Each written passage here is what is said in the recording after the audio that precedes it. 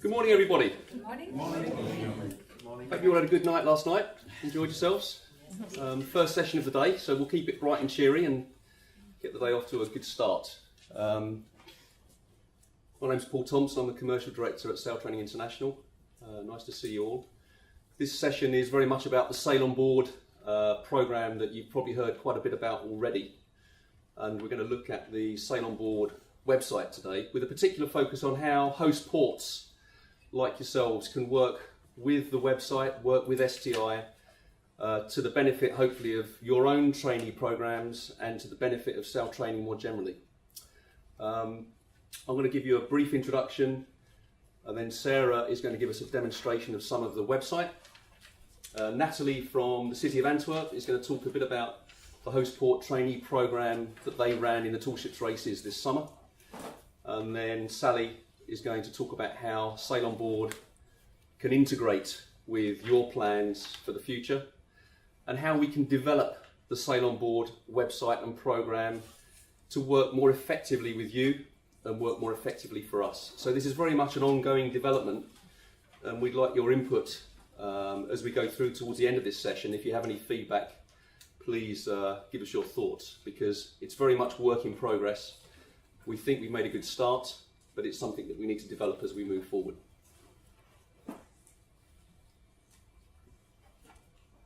So just as background, it might be worth reminding ourselves about a few key points. Why does STI organise events? Why do we organise the tall ships races? Primarily it's to give young people a life-changing experience having a voyage during the tall ships races. It's a great way for us to publicise sail training, to promote the message, to create media interest, which in turn helps vessel operators, national sail training associations. It raises the profile of the activity. It's a great marketing platform for the ships. It means that they can fill their berths more easily because they have something very attractive to sell, being part of the tall ships races. And we very much hope that there's a legacy effect in the countries that we go to. So the cause of sail training is strengthened by the races going to that country. And you may remember this slide from my presentation yesterday at the start. With no vessel operators, there is no sail training. And we have a problem in that many of the vessels are sailing with empty berths. And empty berths are a wasted sail training opportunity. There could have been a young person in that bunk having a life-changing experience. That's a waste. But equally importantly, for the vessel operators, it's a financial problem for them in that they need the money. They need the voyage fees to help to pay for the running of the vessel, to keep the vessel sail training. So the Sail on Board campaign is about helping vessel operators to fill their berths. It's about giving more young people a sail training experience. And it's something that we're very, very much committed to as we move forward. So why do you host events? Why do cities host tall ships events? Community festival, tourist attraction, income for the economy, the local economy, tourist pounds, euros, dollars, a chance to showcase your city, to align certain brand values to your city, supporting the cause of sail training, and a theme that you can use more broadly in your own marketing initiatives. Some of the common reasons that cities would want to have the tall ships races. But what about local youth engagement? When your city puts a bid in for an event, how committed are you to a local youth engagement programme? What does that really mean? Who's behind it?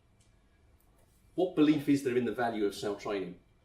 Is it just a necessary extra burden that you have to place trainees to give you the festival in your city? Or are you really committed to the cause of sail training? Do you want young people from your city and your region to have those life-changing experiences? Is the support for that cause going right to the top? Does the mayor support it? Does the city council support it? What is the feeling in the city for the cause of sail training? We would hope that anyone that bids for a tall ships race or regatta is firmly behind that cause. And then what are your trainee objectives within that? You have a contractual commitment to us to deliver a certain number of trainees. Is that the commitment that you make? Or are you going to try and exceed that and do better? Do you only place trainees on that event when it comes to your city? Or do you place trainees every year? Is there an ongoing commitment to place trainees? And how committed are other agencies in your city? Have you engaged with the youth services department of your city, the social services, education, the Rotary Club, other not-for-profits? You know, what's the reach of your trainee program in your city, and how is that working? And therefore, how much commitment is there to youth engagement and self-training? Interesting questions, and it will vary from city to city. And we know from our experience of working with different cities. Because it's all about that smile on that person's face. That's what we believe in, that life-changing experience for that young person. And we hope that you believe in that too. So a typical scenario for you as a city would be that the trainee programme is run by the event team. So the project team that's running the overall Tall Ships Races programme has a chunk of the project plan, which is trainee recruitment. And there'll be a set of actions underneath that. It'll probably be a line item in your budget because you'll be part funding those young people to take part. There's probably a limit on that budget. You know, okay, we're sending 75 trainees, €1,000 per person, 75,000 euros, plus some extra costs for a bit of training and a couple of get-togethers, plus some clothing, 100,000 euros. Okay, that's it. That's the budget for trainee recruitment. Makes perfect sense. The trainee number and the budget is probably driven by the contract primarily. Of course, you have a commitment to us to deliver a certain number. But of course, we hope that you exceed that, and many ports do exceed that number. All that we ask is that the trainees are provided to the ships with funding, but we don't say where the funding has to come from. So you don't have to pay for the trainees from the city budget. It could be that you do the sort of thing that Antwerp and Harlingen have tried, which is to get the young people to raise the money themselves with the support of adult mentors who help them through the process. You may get them sponsored by local businesses. They may be sponsored by the Rotary Club. It may be that they're just paid for by their parents. It doesn't matter to us. We're not saying that you have to pay from the city budget. They just have to be provided to the ships with funding, and that's an important point. So that's really just to set the scene. That's the context that we're used to working in as STI working with host ports. That's how it's worked to date. And it's been very successful. The host ports have placed more than 2,000 trainees in the last 2 years. So that's 2,000 life-changing experiences that you, many of you, have provided to those young people. But what we want to do is to do more than that. We want to increase the number of young people that we can get sailing from your city, from your region, but not necessarily by you paying for it, but by you using some of the marketing levers that you have to help us to promote the message, to connect people with the Sail On Board website. So that's what we're going to explore today, is how we can do that. So that's the background. I'm now going to hand over to Sarah, who's going to give us a quick demo of some of the key elements of the website. Sarah.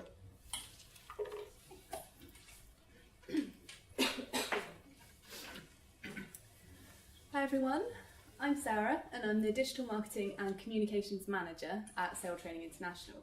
I met some of you over the summer and I can certainly see some familiar faces here, but lots of you won't recognise me, and that's because I've only been at STI for 6 months. However, in those 6 months, I'm pretty proud of what we've achieved, and I'll use the next few minutes to show you why. In case you hadn't already guessed from the title of the session and from Paul's introduction, I'm going to be talking about our new website, sailonboard.com. I'd like to take you on a guided tour of the site and show you a typical user journey.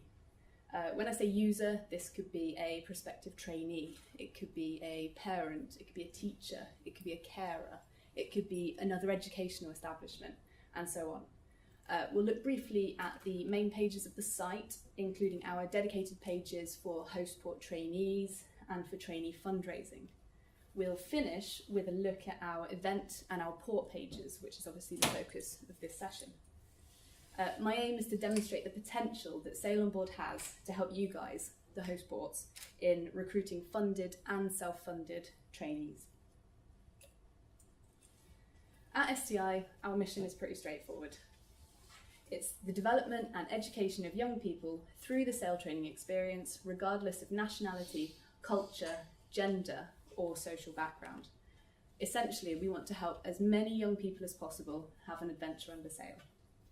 With the new Sail on Board site, we've got a great opportunity to achieve this. But of course, we can't do this on our own. We need your help.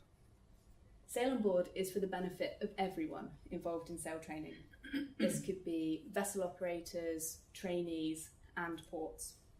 We believe that it's a great vehicle that ports in particular can use and can really take advantage of. You can use it to promote your event and to boost your trainee recruitment. So let's take a look at sailonboard.com. You might have noticed that we've really been pushing the sailonboard.com branding this summer. So we've been pushing it on the STI website, on social media, on our branding at events, including posters, flags, t-shirts. That's modelled by lovely Sally here. We're also working hard to climb the Google rankings for popular sail training search terms, and we're pleased with the number of visitors that we're getting for a site that's only been live for 16 weeks. So the stats that we've got, we've had over 26,000 unique visitors in 16 weeks. And we've got a really low bounce rate, which means that people are staying for a long time on the site. They're interested in what they're reading. So all of these are positive things going forward. So I think the homepage, sailonboard.com, is probably a good place to start our tour.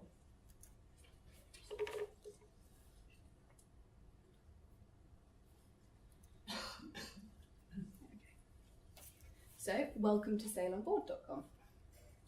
So we've worked hard, both in-house and with our designers, to create something that's bright, bold, striking, and visually appealing. We also wanted to make it current, social, and interactive. Of course, it's also fully responsive, so it works on any size screen, on any device, it will resize. So starting at the top, we've got our clear menu items. So we've got social buttons along here, we've got our search function, our contact details, and Google Translate. So you might have spotted it already, but we've got a big orange Find Your Adventure button in the top right. And this is actually on every single page of the site. It helps users find the perfect sail training journey for them. So clicking this will take you through and you can view participating vessels, and it will tell trainees how to book a place. We've included this button on every page, so users can complete their journey at any point on the site. If they're sold on the experience, they can click through and they can book a place. And we'll talk about this a bit more in a few minutes. Moving down the home page, we've got our question signposts here with the little sailing icons next to them. So these are the questions that prospective trainees ask us most often, so we wanted to answer these sort of front and centre.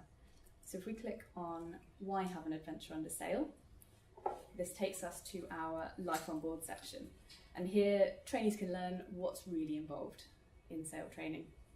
For example, a day on board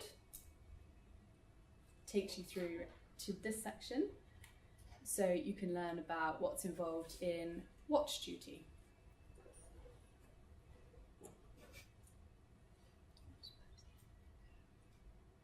You can find out more about the food on board. And also a bit more about sleep. All important things for young people, all important considerations, also I'm told. Again, we've made everything bright, clear, interesting and engaging. We've used lots of relevant images, we've used short paragraphs, short sentences, all which make things clearer for our international audience, and all things which help Google Translate do its job. As I mentioned, on every page we've got the Find Your Adventure button, so you can't miss it. So back to the home page again, and down to our signposts. Moving on, what can I sail? Takes you through to our vessels pages. So here users can find out about how to choose the right vessel, and things they might want to consider before booking a place on board. Here we've also got our vessels A to Z, which is a comprehensive list of vessels that are not only entered to take part in upcoming races or regattas, but these are vessels that offer sail training voyages all year round. We're adding to this list all the time. We've currently got 150 vessels on here, but on our main database we've got more than 600, so we're going to be building this sort of as we go along. So you can view vessels by class, by location, or just have a scroll through and look through the alphabetical list. We'll have a look at an individual vessel page in a few minutes. So back to the home page again. And below the question signposts, we feature 2 blog posts here and a photo of the week, which becomes a photo of the day during events. So you can click through to view individual blog posts, you can view our blog archive, you can enlarge the photo of the week, or view our photo gallery. As a default, we show our latest 2 blog posts here, but we can show defined content here. So if we want to push a particular vessel, a particular event, a particular port, we can change what we show here. And that's easy to do. Our blogs feature our latest news, human interest stories, including those about young trainees, thought pieces, and more focused content about events and ports. On our blog, we're also really interested, and we haven't done much of this so far, but we want to publish guest blog posts. So this could be written by vessel operators, ports, and sort of anyone that's got an interest in sail training. That's something we'd like to work, particularly with ports, more going forward.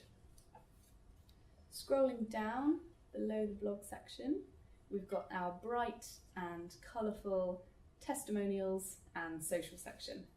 Again, we wanted to make it interesting and appealing, particularly for a younger audience. So something that would entice prospective trainees to want to find out more and to encourage them to take part in sail training. So we've already got some pictures up from the conference. So I've already mentioned the Find Your Adventure button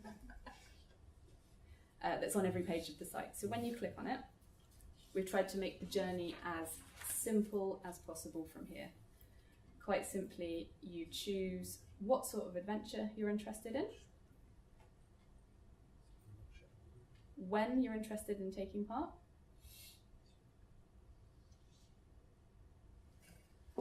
and where you want to take part.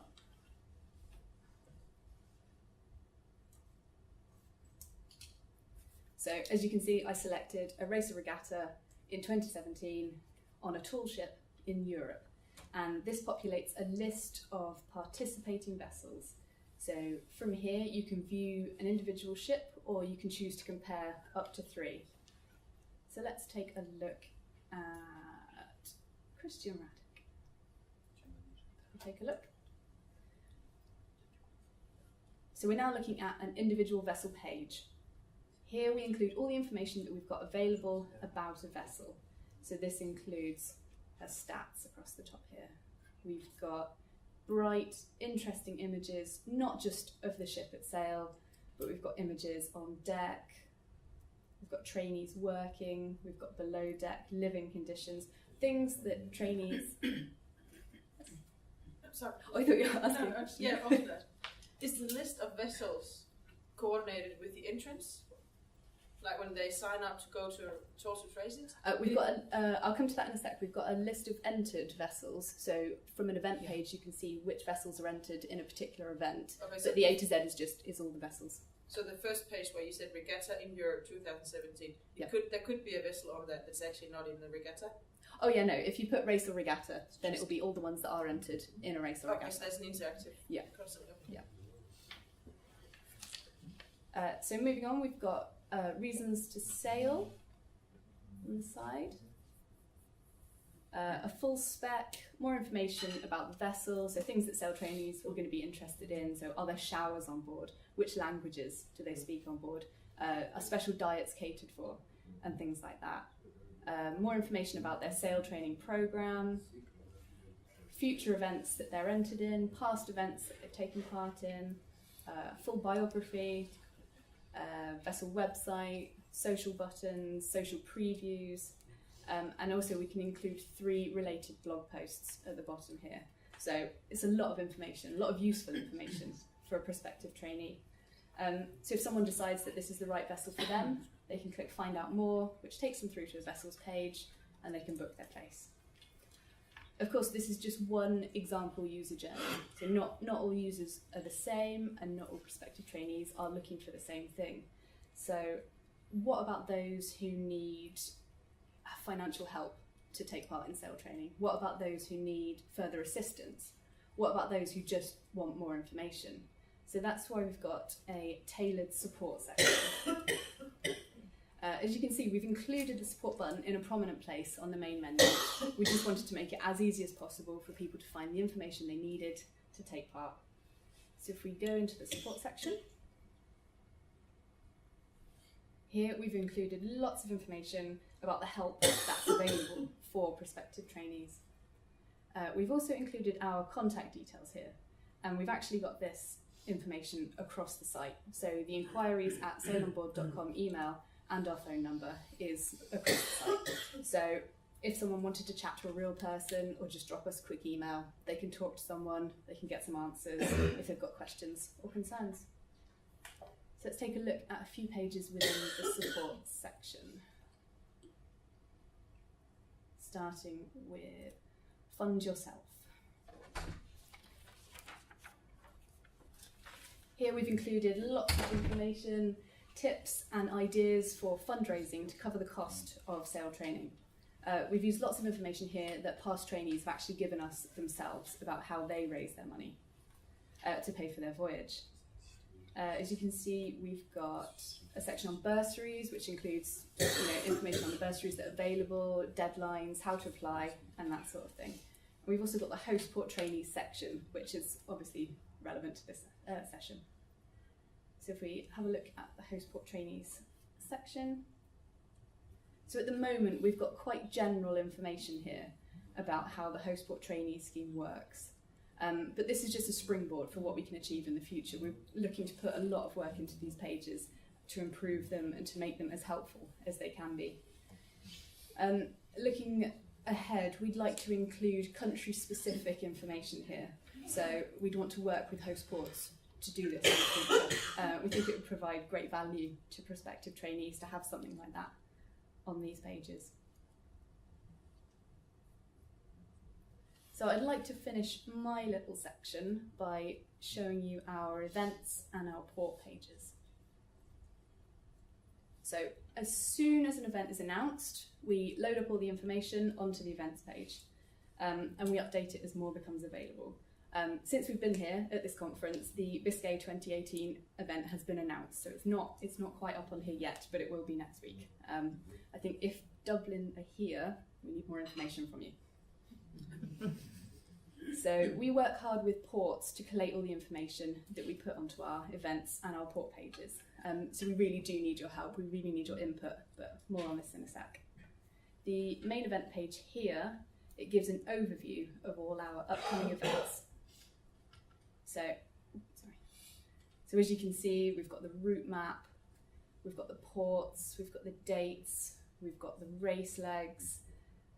So from here, you can either navigate directly to a particular port that you're interested in, or you can click to view the entire event. So if we take a look at the Tall Ships Races 2017, this takes you through to the event page. So here we've got information like race statistics. We've got a bright, colourful gallery with, so we've got the logo, we've got the route map, a bigger route map, and selected images from each of the ports that are taking part. We've got the route down the side again. Further information about the event, and also little blurbs about the ports here.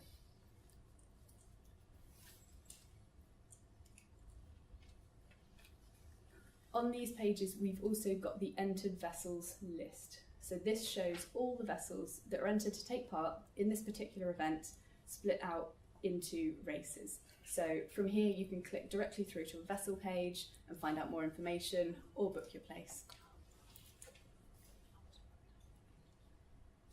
So let's take a look at Halmstad while we're here. So this is a port page. So you'll notice it's similar to a vessel page and to an event page, but this is tailored to the port. These pages provide ports a chance to really sell themselves.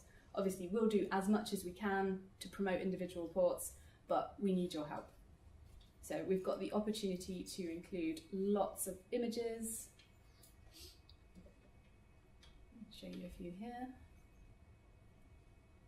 We can also include videos on these pages,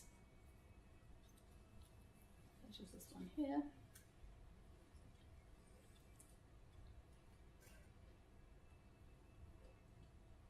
And we can also include a Google map of the location. We can set the zoom level on this as well. So if you wanted people to have, more of an overview of the surrounding area, that's not a problem. Or if you wanted to zoom right in and show exactly where the event would be taking place, we can do that as well. So we've got general information about port here. And honestly, the more information we can include, the better. The more interesting, engaging copy that we can put here that are going to make people want to visit your ports, let's go for it. And also don't forget Google Translate's available throughout the site, which makes the port pages accessible to everyone, whether they want to read it in their own language or not. We include a link to the port's website here, and again, social links and social previews down the side. So, of course, I'm going to say we'd love to have the full complement of links here. So we want Facebook and Twitter and YouTube and Instagram. It's a great way to tell people how amazing your ports are. There's a section above this for useful port information. And I don't think we're currently taking full advantage of this section. We'd love to use it to showcase what a port and surrounding area really has to offer. For example, why should a trainee want to come and visit? What is there in your port? So we want short snippets of information. And also what would make a spectator want to come to your port to visit an event?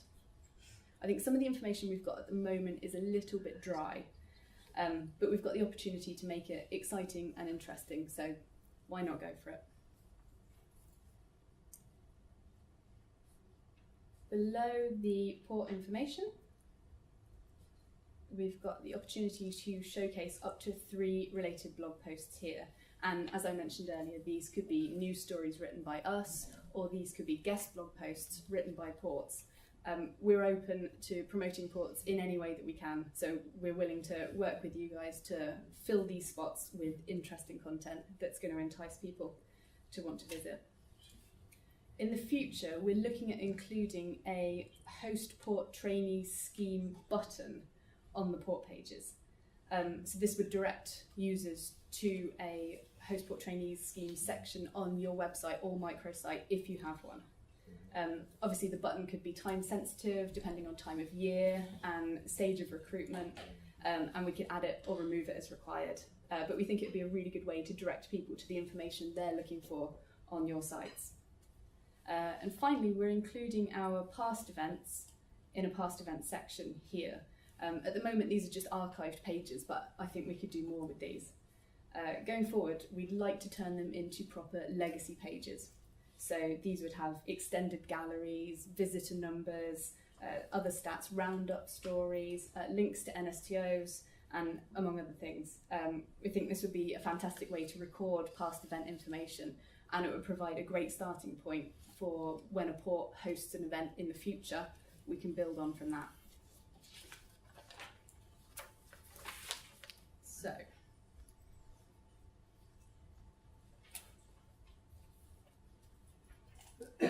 to summarise, we've got a fantastic opportunity here with Sail on Board. It's a fantastic chance to promote and support host ports, both with your event and with your trainee recruitment. But we need you. We need you to help us to help you. It's simple. For us to be able to promote to you in the most effective way, we need as much interesting information as possible. We need information about the port and surrounding area. We need high resolution images with captions. We need useful port information, so those are the small snippets of information that are really going to entice people. We need port news and guest blog posts, embedded video and YouTube links, your website URL, URLs for social channels, and a link to your host port trainee page or microsite if you have one. So we're looking for this information from all future host ports. We're in touch with many of you guys already, and loads of you have really delivered the goods and provided fantastic information for these pages. But we're greedy. We want more. We'd love for every port page to be a bright, beautiful page, something that really entices visitors and spectators to want to visit.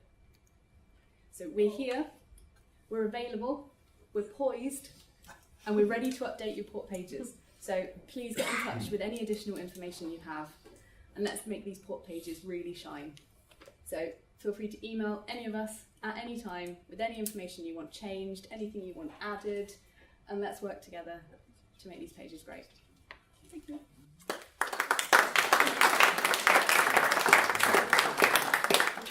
Thanks very much, Sarah. Very interesting stuff. We're going to take questions at the very end on the website. We're going to hear from Natalie now from Antwerp. But Sarah just alluded to the way it's going to develop, hopefully, with us linking through to your own trainee recruitment microsite or Facebook pages. And Sally's going to talk about the timing of what we do when, because that, in our heads, we're trying to get clear how it's going to work, because you'll have your own trainee recruitment program and you'll have your own trainee recruitment microsite Facebook page. We don't want this to conflict with what you're doing. So it's just a question of how the timing of all of that works, and Sally's going to go into that in more detail. But next is Natalie from Antwerp, who's going to tell us a bit about their trainee recruitment program. Thank you, Paul. As Paul mentioned, I'm one of the project managers for the city of Antwerp. I think it's important to start with the fact that in Antwerp, it's actually the city and the port that are organizing the event. So it's different, like for example in Lisbon, where it's the National Sail Training Association. Here it's the port and the city. And of course we do work together with our National Sail Training institution, but it's quite different in recruitment of trainees. Let me see if I can find the right button. Okay, it's good. When we started the entire event, like Paul mentioned, we are an event project team. Of course, recruitment of the trainees was one of the lines Paul mentioned earlier. And we actually saw that the problem we have in Belgium is that sail training isn't popular at all. I even remember the first time that a host port visit in Antwerp. I actually mentioned to Paul, I studied tourism. I would love to go on a voyage on a tall ship, but I never knew there was a possibility like this, never. So I mentioned to Paul and to my boss that, okay, organizing the event is our main goal, but my personal goal is to get the sail training message to the young people who would love to do that voyage and don't know about it, just like I didn't know. So we quite early decided that we need to invest in a specific communication campaign. So next to the campaign we developed for the event, we also developed a smaller one just for trainee recruitment. As you can see, we made a specific flyer, a specific layout. We went flying during events. We had the start of the Tour de France in Antwerp. We have Studay, which is a very big student event in Antwerp, because we believe that we need to go to the youngsters and to start speaking to them and to tell them about these possibilities. We also made a promotional video where we interviewed 4 trainees, Belgian trainees, who told about their experience. We pushed that video on Facebook, targeted on young people between 15 and 25. We used successes, so when I opened my browser, all I could see was become a trainee. We did a digital mailing to all youth associations and sport clubs in Antwerp. We also asked our partners from the sports department, from the youth department, from the more social engaged department to take one small article in their newsletter to get the message across. We organized 2 info meetings where Anoush, the youth representative of STAB, is a Sales Training Association in Belgium, came to talk about what is it to be a trainee, what does it mean for the trainee, but also what does it mean for the parents who stay at home, because we are asking them to send their child, who's 16, 17, on a voyage of 14 days on a ship in open sea. Like I said, it's not very common in Belgium, so it was quite scary for them, but also for me, because I was asking them to do something which I never experienced myself. We invested in publishing ads in student magazines, and that entire campaign costed us around 30,000 euros just to get the message across. Some facts and figures. As I mentioned, we had a very long race. The trainees left our port the 10th of July and they returned the 24th of July. So in a country where sail training isn't really popular, we needed to convince them to get on a voyage of 14 days. It's different, like you can say, oh, you can go for 2-3 days and experience. If you're on a ship and you don't like it, well, you're stuck for the next 12 days. There's no getting off. Another thing, as we are a city and a port organizing the event, I don't know which trainee is best placed on that kind of ship, or perhaps it's better to place it on that kind of ship. So we decided to work together with Windseeker. They have the experience, they know, okay, that girl is better to place on that kind of ship, and this boy, he needs more of an adventure, it's better to put him on a small, more technical ship. And they also helped us with the fundraising project. Due to the fact that we had a long race, the fee to become a trainee was quite expensive, even for Belgium, because I get comments like, oh, but in Belgium 1,200 euro, it's nothing. Well, nowadays it is. I think it's everywhere. I mean, you can go to Bulgaria for 2 weeks, have all inclusive, and pay 400 euro. And now we're asking them, go on a ship, you have to work, you have to stay up at night, you will be sick for sure, and hey, pay 1,200 euro for that. Of course, we have a contract. We have a number, a scary number, a number of 65, and of course we didn't want to fail on that one. So we decided that the first 65 would get a discount of 20%, just so that we get underneath the 1,000 euro. Well, I don't know why. Well, I do know why, at least I hope so, but it became quite of a success.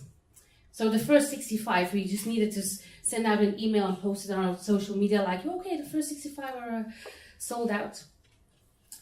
And the rest needed to pay 1,200 euro. But I can tell you, the voyage, the flight back home, the fundraising project, the 1,200 euro didn't cover the cost for one trainee. I will come back on that further in the next slide. Together with Windseeker, we did the fundraising project and we called it the Young Belgian Crew. What did we offer them? When they signed in, they got 2 days of workshops where they actually learned things about how to sell their ID to potential sponsors, how to kind of make a business plan, how to be more confident, how to speak in front of people they don't know. Coaching. Every trainee had a coach. I was one of the coaches. I had a group from a youth association. I had and I thought I had it made. I was like, there are 5 of them. They will organize activities together and it will go very smoothly. Well, that was pretty naive. I mean, they're between 17 and 21, and after the first day where they needed to decide, okay, on which ship do we want to do this journey on, I spent another 1 hour extra with them debating on which ship. Were 5 people. So I can tell you the next months, it was hard for them, but it was also pretty hard for us. But they learned from it, but I also learned from it that I'm quite naive thinking, well, they will work it out. I mean, they're friends, they will. It wasn't the case. Next to that, we wanted also to provide some security for the family who are sending those kids with us on that journey. That's why we said they will stay in a group and we will provide transport back. So we will provide a bus to the airport, we will provide the flight back, so you don't have to worry that your 17-year-old or your 16-year-old has to do the transport back on their own. Next to that, they of course received a t-shirt from us with Young Belgian Crew on the back, so they could promote us in Lisbon.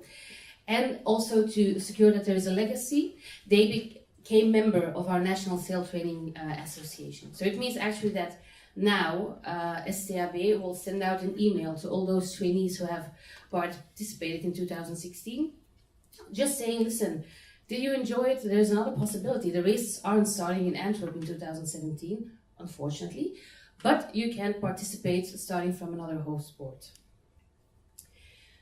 Because the traineeship is quite expensive, we also find some godfathers for the project.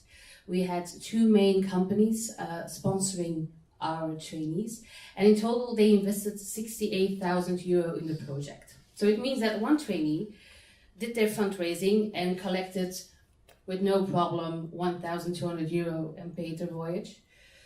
We had people who signed in and said, well, that fundraising, I'm not going to do it, I'll just pay the fee, that's not a problem. But we also had youngsters who really tried, but at the end only had 400 euro. So from that trust fund, we actually paid the extra money. So that kind of trainee who really did their best. That's why we also have the coaching. Because if I'm coaching a trainee and I can tell, like in 2 weeks, he's like, well, I'm not going to do anything. Then we can say at the end, listen, if you're not going to step up and you don't get the money at the end, we're not going to help you. You need to have some responsibility. You need to report to me every month saying, what did I do? What did go well? What didn't go well? How much have I raised? How am I planning to raise more money next week? So we can say at the end, listen, you did your best. You really worked hard for it. And for you, it's perhaps more difficult because you don't have a big family or somebody working in a company. So that's where we use the 68,000 euro for. And then the results. We were afraid we wouldn't get to 65 trainees. In 2006, we had 25, and they were all provided by the local, how's it called? Unemployment service. So they paid for it, they selected the trainees and everything. And this year, we hoped we would get to 65. But in the end, it actually became a big success. We had 102 trainees from the Young Belgian Crew, so that's the ones who signed up for the fundraising project. We had 11 individual ones. Those are the ones that just signed in and paid for their voyage. And we had 8 above 25. Of course, next to the cost we made for the communication campaign, being the 30,000 euro, when we started the trainee recruitment, we thought, well, okay, we aimed 65, and we did our calculation, and we said, okay, if we take 65 and we take the 980 euro, then we must add that kind of amount. But unfortunately, as the group became bigger, the costs also became bigger. So in the end, the costs were bigger than the income, and from the event budget, we needed to invest another 13,000 euro on top of the 30,000 euro we invested in communication, and on top of the 68,000 that was invested by our godfathers. So it's a win in one way, but on the other side, the success of the trainees also made it for us quite financially difficult, because if you have to send 65 trainees back on a flight, or you need to send 121 back on a flight, that's a difference in price, of course. And as we didn't ask our trainees to pay the full price of all the costs, it also had an effect on our event budget. Well, that was it. If you have any question, please find me, or you can ask them now. Yes? What are you going to do next time to avoid that extra cost? Because that's what we all don't want to do, is come to our city council and say we need more money. What do you have got any thoughts about that? I want a shorter race to start with. I don't want a 14-day race anymore. But are you going to say, okay, we're only going to do 100 and then that's it? I don't think we want to have a maximum. I think the problem we had now was we started to talk to, help the word in English, to different flight companies. It's not the right word, but you know what I'm talking about. And we asked them if we could make like some kind of group booking. And the problem was that wasn't the case.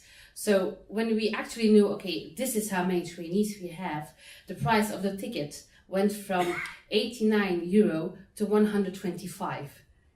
So I think if we would do it again, I think we need to discuss earlier to one of the, how is it called in English?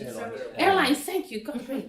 Yeah, airlines, to see if we can make a deal with them. Because we have an airport actually in the city of Antwerp. Nobody knows about it. We have one in Brussels, but we also have one just 10 minutes from our event area. And if we could make a deal with them, because that was one of the biggest costs actually. All the other things were calculated, the working with Windseeker, the prices from the different vessels, that's something we could actually calculate pretty well. But it was actually the flight that's kind of... and if the race is shorter, we can invest more. Now it was just because the race was so long that just the fee for the ships was already really high, and all the other costs were even extra costs. I think if the race is shorter, you will have the same cost, but you're able to provide more money from your event budget. Then yeah, now we had to make some choices. Yes? And the insurance as a whole sport, do we have to take insurance for each trainee, or is it included in the fee? How do you mean? Did you need to? As a whole sport, do we have to pay an insurance for each trainee? Yeah. I mean, you have to pay the ship they're on to place a trainee on that ship, of course. It depends how you work, because we signed with the Windseeker, of course, we also have to pay them. I mean, they love us, but they're not going to do it for free. So that's also a cost you must calculate in your budget. But on the other hand, I would never do it differently, because me, for example, I've never been sail training. I've never been, I mean, I get sick just looking at a ship. So who am I to decide? I mean, I have a daughter, she will turn 12, so it means that in 3 years, she could go, but she's not going. She could, after the story yesterday with sex with a prisoner, I don't think so. So she could actually join and become one of the trainees. Then I wouldn't feel comfortable knowing that someone like me, who has no experience, decides on who will be placed on which ship. So we have thought about it, like, are we going to do it ourselves together with our National Sail Training Association? But you mean the insurance for each? Yeah. No, the insurance is included in the fee from Windseeker. They arrange the insurance as well. Or you ask them to have it individually, their own insurance. Yeah. Thank you. You're welcome. Yes. Yeah. So even though it cost more than you were imagining, did you get feedback from the trainees that it was worth it? Or does the city agree it was worth it because they have young people who are now more adventurous? Yeah, absolutely. I think we could have easily said when we reached the 65, like, okay, thank you, we're done. Okay. But of course, I mean, it's good for everybody. I think it's in every country we have the same problems with young people sitting at home, playing on their iPad, not doing anything. And I think it's important also for the city, but also for families. I mean, I've seen the change in those 5 trainees I was coaching. Really, I mean, discussed about the ship for an hour, but when I see them now on Facebook and when I talk to them, they kind of grew up in those 2 weeks. Absolutely, yeah. So of course, as a city, we want to invest in that, but we also must see, I mean, I work for the event department, and that's also what Paul mentioned. It's not our goal to invest in sail training, because the event is done and I have other events to put my money in. Just one more, then we have to move on to Sally, because we're going to run out of time. One more. Can you break down the expenditure? We know what the income was, 173,000 euro. Can you break that down in terms of how much the ship's got, how much commission was paid? Well, I can't do it by heart, but if you want, I can look it up and I could let you know. Really good. Yeah. Thank you. No problem. So, thank you. Thank you very much, Natalie. Right, now it's my job to pull this together. So Sarah's given you the capabilities of Sail on Board, and Natalie's given a very interesting and thought-provoking look at what she did and the cost of that. Now, wouldn't it be amazing if we could reduce that cost for you and still get the trainees and still get all that promotion and marketing? So I want to throw out some ideas, and I want to see what you think about it. I do know that some of you have tried and tested methods. Absolutely brilliant, fantastic, keep doing it. Don't want to take that away from you, but if we can help you, we will. Some of you just want an easy method that works, and if we can support you to do that better, then that's what we want to do. But what we want is to get as many trainees as possible throughout the whole year after the event. So taking all those 3 things into consideration, I'm going to chuck some ideas out. So working together, using Sail on Board during the Hostport trainee programme, we could just simply publish your contact details. If you've got somebody in charge of the trainee recruitment, that person's name could be there on the Hostport pages. We could put this big hot button link on there that links to any pages you've got or a microsite. And we know, we've done some research, there's a 127% increase on people clicking a hot button link and finding out about things rather than going into an embedded link. So just bear that in mind. We could put your dedicated Hostport trainee page information on our site, if that was of interest to you. So you don't have to create anything separate. We can do targeted blog posts that you have written in your own language on our pages, if that's of interest. So this is a way of maybe driving additional traffic to your programme by using our site. You've got access to a resource here. So you've got access to all the vessel information and images and contacts. And we can share all the pictures with you, all of that. You can just, use as much as you want. What Sarah didn't show you was there's race legs. You click on that, that shows you all the vessels taking part in that race. So that's just another way of finding out the vessels are taking part. And something that we're looking to bring onto the site is price information and leg information. So on each ship, you can see how much it is going to cost to sail in that race. Just a case of us organising it with the ship, setting it up on our databases, but that's definitely in the pipeline for the future. Again, during the programme, we could actually do translated pages in your languages. Now, we've got Google Translate, and I've got loads of feedback that actually it's not that brilliant. So phase 2 is to find a better way of doing the translation, but maybe an interim way of dealing with it is to actually have translated sections from you that we can put on there. We could also do videos in your local language, maybe from young people, to inspire other young people to want to get involved. And we're also thinking of enhancing the fundraising pages. So talking about your mentored scheme, we could put all of that information as a resource onto Sail on Board that you could all use. Outside of the programme, Sarah mentioned the legacy pages. So everything that you've ever done in your port can all be there stored. We could put information about supported applications, how you can do it in your country, and that's working with the NSTO.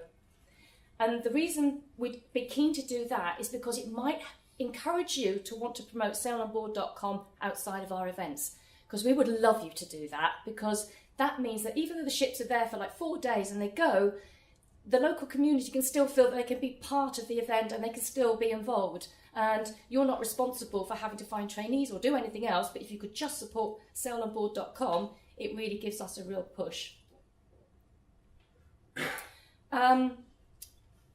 I've put direct booking option there. So the way it works right now is you go to the ship and you can just book with the ship.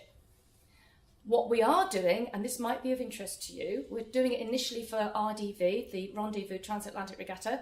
We are appointing Windseeker to help us with the inquiries, because we have had so many inquiries. There's a national Canadian broadcasting campaign going on at the moment where we've had over 1,000 inquiries in the first few weeks. All of these are being sent to Sail on Board. And some people just need a helping hand. Like Natalie said, it's not easy to take them from showing an interest to actually booking.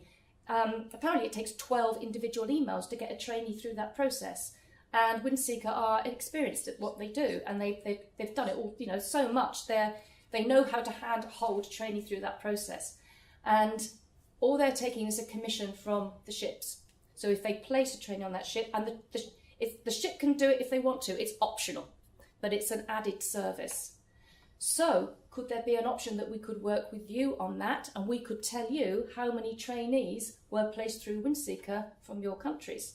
I'm just throwing it out there as a possible idea of things we could do.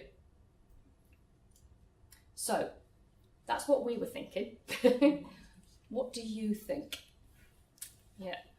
I would like if you could take us through being a possible trainee who want to book a voyage, because I see some broken links here and there. Okay. And then I think you should show everybody the fantastic feature of comparing ships, which Sarah didn't show, because that's really a good idea. Isn't that? Oh, tab. Keep going. Can I also quickly throw something in, which I don't know if you've got on the website yet, or if host ports feel it's needed? Are people ever concerned about safety? Should there be a section how safe the vessels are? Okay, safety and welfare section coming up. Oh, And I'll come back to that. Fantastic.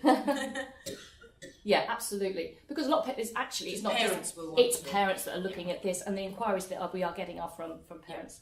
Yeah. Safety and welfare, pre-race, during race, and we're building on that. Have a look, Lucy, actually see what you think. So it's the trainee journey. Yeah. Well, they can go through it in different ways. So they're inspired. They've gone to, they had a look around. They've seen Life on Board. They think, I want to do it. So they would go to an event. Let's go back to Tall Ships Races. And they've looked at all the routes here, and they've looked at the dates, and think, oh, well, actually, I think I'd like to do the cruising company. That's a bit more. I don't want to go racing. And they can click on cruising company. Oh, no, rendezvous. Oh, it's rendezvous. Sorry, we're still building it, so that one will come next week. Could I just comment a little bit there, Sally? I think it would be very valuable on the legs to put in how many days they're sailing. They sort of have to figure that out themselves. Yeah. Because you are focused on the dates of the port, but it's actually in between ports. I agree. Can you make The a note of trainees that? are interested in. Totally agree. Yeah, that's a really good idea. Okay, so there's race 1. Thinking about it. So that's all the vessels that are taking part in that race leg. So they want to sail, and we've had loads of inquiries of people wanting to go on small ships, which is really interesting actually. We didn't expect that. So I'm just clicking on no, that opens. Oh, they're fully booked. I think mine is full, isn't it? That's good, isn't it? See, Yeah. things are working. We should go to Christian Raddick again. So look at Christian Raddick, they go, oh yeah, this is really great. The only option they have at the moment is to go onto their vessel website. And then it's down to the website. And that's where you could lose them. Yeah, exactly. Exactly. That's where we see the host ports when we come in here. I know. When So the ticket we had a session yesterday with the vessels where we said, right, we've got a bit of an issue with some of your websites. You need to have your leg information on there. You need to have your prices. It needs to be translatable. These websites don't work. These do work. And we've now offering a one-to-one consultancy service to the vessels to help them improve this. Because some links also only go and they open your Outlook and send a mail. Yeah, exactly. And going to the homepage. And that's why we set up the inquiries email, because we realised that this is where things were going wrong. Some ships were great and some weren't. Yeah. But Sally, even though they had, let's say that Christian Raddick had something they could register.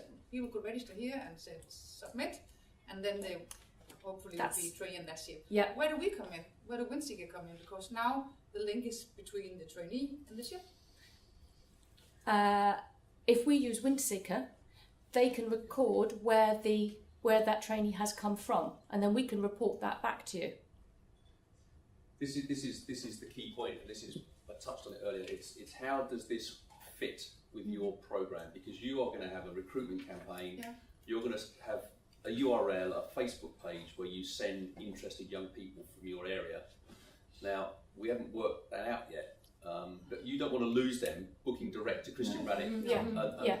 You know, you've lost that. Yeah. That's one of your 65 or your 150 that could have been ticked off, and you've lost them because they booked direct with the ship. So that's why we think there are two types of connection. One is during your active recruitment campaign, where, as Sarah and Sally said, on your port page, there's a button that links straight to your recruitment page. So you captured that person. So all we're doing is trying to channel more interest to your existing recruitment setup. But when your recruitment program is not running, either before it starts or when you've filled your 100, whatever it is, then there could be a different system where those inquiries go to Windseeker and then filled. We don't want to lose that young person's interest, but obviously we don't want to take them away from you. If you capture their imagination, we want them to book through the process that you define. And that's the bit that we need a little bit of help with is to understand exactly what we should do in each of those phases and how the site, because the site can be adapted, you know, it can be tailored so that for your port page, when your active program is running, something happens, and when your active program is closed, something else happens. And I think that's the bit that we need to work out. So yeah, so it's not in your interest to promote Sail on Board during your programme. Don't go near it. Don't put it on your website because you want it to come to you. Once that's done, could you do that? Could you promote it? That's what you know.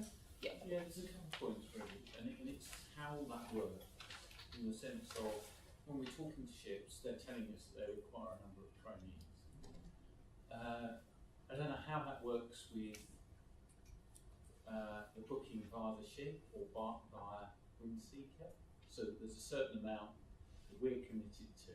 Yeah. Obviously, we'd like to think, for example, if more come in by Windseeker or via their site, that it releases trainees for elsewhere and other ships in the programme, because we've got high demand for trainees to bring ships to Greenwich. Yep. So getting that relationship working from our point of view is really important, because it would give us flexibility. That you know, do you see what I mean? I think we all want to get there. I think that's where we're all headed. Is that having a dashboard and exactly. There also might be some price issues as well. Yeah. Because, for example, we include the cost of return fare in our price, and so there's not a kind of common benchmark in terms of how we deal with pricing necessarily across these different environments. I can see that could be very confusing to the customer. I agree, and the other bit that's missing is the feedback loop from the ships to us Yes. to know where they're at a given point in time with their availability. That's something Windseeker tends to know. They tend to know what they've got left, but we need to join that loop up.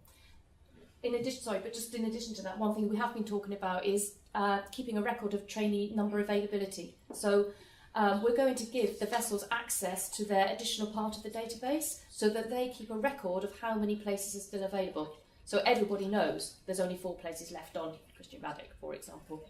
So will we all get to share? And so it'll be open. It'll be, you know, you can see it on the site. Yeah, and it'll be updated. Yeah, ideally you'd see on the site for a particular leg, you know, 4 places left, and it's a live number that's changed.